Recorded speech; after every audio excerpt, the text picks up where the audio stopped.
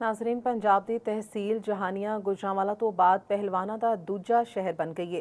ਕਬੱਡੀ ਦੇ ਕੌਮੀ ਖਿਡਾਰੀ ਚੌਧਰੀ ਅਮੀਨ ਜੱਟ ਮਰਹੂਮ ਦੇ ਸ਼ਹਿਰ ਜਹਾਨੀਆਂ ਦੀ ਧਰਤੀ ਤੇ ਅੱਜ ਕਬੱਡੀ ਦਾ ਮੈਦਾਨ ਸਜਿਆ ਹੋਇਆ ਹੈ, ਜਿੱਥੇ ਚੀਚਾ ਵਤਨੀ ਦੇ ਮੂਸਾ ਗੁਜਰ ਕਬੱਡੀ ਕਲੱਬ ਦਾ ਜੋੜ ਜਹਾਨੀਆਂ ਦੇ ਜੱਟ ਕਬੱਡੀ ਕਲੱਬ ਨਾਲ ਪਿਆ ਹੋਇਆ ਹੈ। ਉੱਥੇ ਮੌਜੂਦ ਨੇ ਸਾਡੇ ਨੁਮਾਇੰਦੇ ਸ਼ਾਨ ਸ਼ੇਖ, ਉਹਨਾਂ ਕੋਲੋਂ ਤਫਸੀਲਾਤ ਜਾਣਦੇ ਹਾਂ। ਜੀ ਸ਼ਾਨ।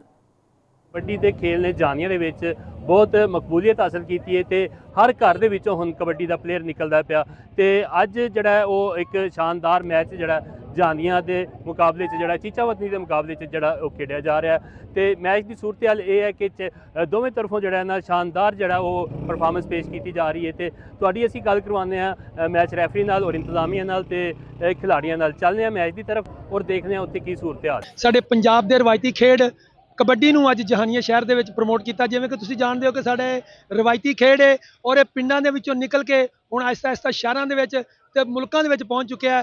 जिवें जिवें ਇਹਦੇ ਵਿੱਚ ਮਕਬੂਲੀਅਤ ਵਿੱਚ ਇਜ਼ਾਫਾ ਹੋ ਰਿਹਾ ਹੈ, ਸਾਡਾ ਜਿਹੜਾ ਨਵਾਂ ਟੈਲੈਂਟ ਹੈ, ਸਾਡੇ ਜਿਹੜੇ ਯੰਗਸਟਰ ਨੇ ਉਹਨਾਂ ਦੇ ਅੰਦਰ ਵੀ ਸ਼ੌਕ ਪੈਦਾ ਹੋ ਰਿਹਾ ਹੈ ਔਰ ਸਾਡੇ ਇਹਨਾਂ ਮੈਚਾਂ ਨੂੰ ਕਰਾਉਣ ਦਾ ਮੇਨ ਮਕਸਦ ਇਹੀ ਹੈ ਕਿ ਸਾਡਾ ਜਿਹੜੇ ਯੰਗਸਟਰ, ਸਾਡੀ ਜਿਹੜੀ ਨੌਜਵਾਨ ਨਸਲ ਹੈ ਉਹਨਾਂ ਨੂੰ ਗਰਾਊਂਡਾਂ ਦੀ ਤਰਫ ਲੈ ਕੇ ਆਂਦਾ ਜਾਵੇ। दोनों तरफों के जी खिलाड़ियों ने बेहतरीन परफॉर्मेंस पेश की, तमाशाइयों ने दिल खोल के जड़ा दाद दी और एक तफरी का सामान पैदा होया जी।